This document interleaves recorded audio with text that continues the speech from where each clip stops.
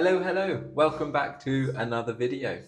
As always, don't forget to check out the vocabulary in the description of this video. I feel like I always say this, but we've got an exciting video for you today. So we are in Mexico, in the Yucatan Peninsula, and we've got some activities planned, but we are in a rush, so I will let you see as the video unfolds. Hi everybody.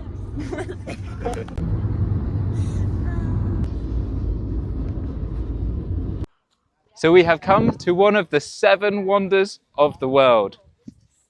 Chichen Itza. It's absolutely gigantic. So we've just done a tour with Robbie. I can't remember what his Spanish name was or his Mayan name as well, but he referred to himself as Robbie, and he showed us all around the site. The site is massive. So contrary to what we thought at first, it was actually the high-class people in the Mayan society that were sacrificed instead of the lower class, like we thought, the lower class being the slaves. And actually what would happen is the Mayans would play a ball game where they would only be able to use their feet, their hips, and their elbows. And the captain of the winning team is the one that was sacrificed to the gods. And this game was only played by men. This ring that you can see attached to the wall that looks a little bit like a donut with a hole in the middle, this is what they used as a goal. You can see that this area in the middle is the court that they used, and opposite on the other wall you can see the same ring. And for the women, it was the most beautiful women that were sacrificed. So the best players of this Mayan game and the most beautiful women that were sacrificed together to the gods. And just next to the main temple over here, you can see a platform. This is where people were publicly sacrificed. Now you've got to remember that being sacrificed was actually an honor. So those that were sacrificed were actually seen as heroes.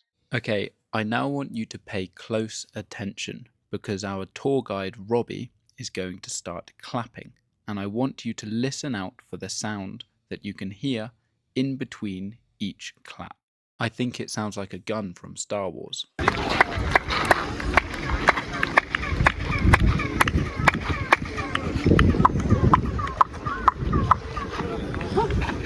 And just a short 5-minute walk away from the main site, you could find this cenote, which was incredibly important to the culture. So then to finish up at Chichen Itza, we tried to take some silly photos. Some worked a lot better than others. So then it was time to get back on the minibus, and we eventually started heading down a bumpy track. We were a bit confused about where we were going, but then eventually we arrived at this lovely place to have lunch. And luckily for us it was self-service, so we piled food onto our plates and filled our bellies. And then just look at how amazing this cenote is. There's the hole in the ceiling and you can just about see water dripping down. So naturally we put our speedos on and jumped right in. Hey look, here we are just floating about together in the middle of the cenote. So then it was time to get back on the minibus and back down the bumpy track. And then this was our third and final stop for the day.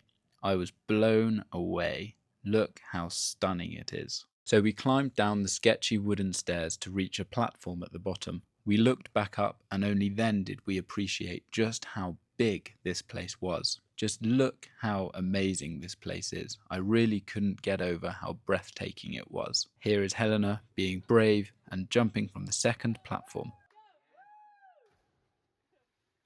Tom and I went platform by platform and worked our way up to the penultimate jump, which was pretty high, but of course we couldn't go to the second one from the top and not jump all the way from the top.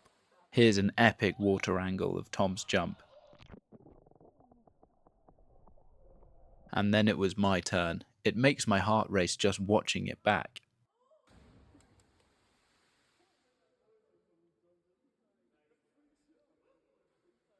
I think this water angle has to be the coolest video of me that has ever existed.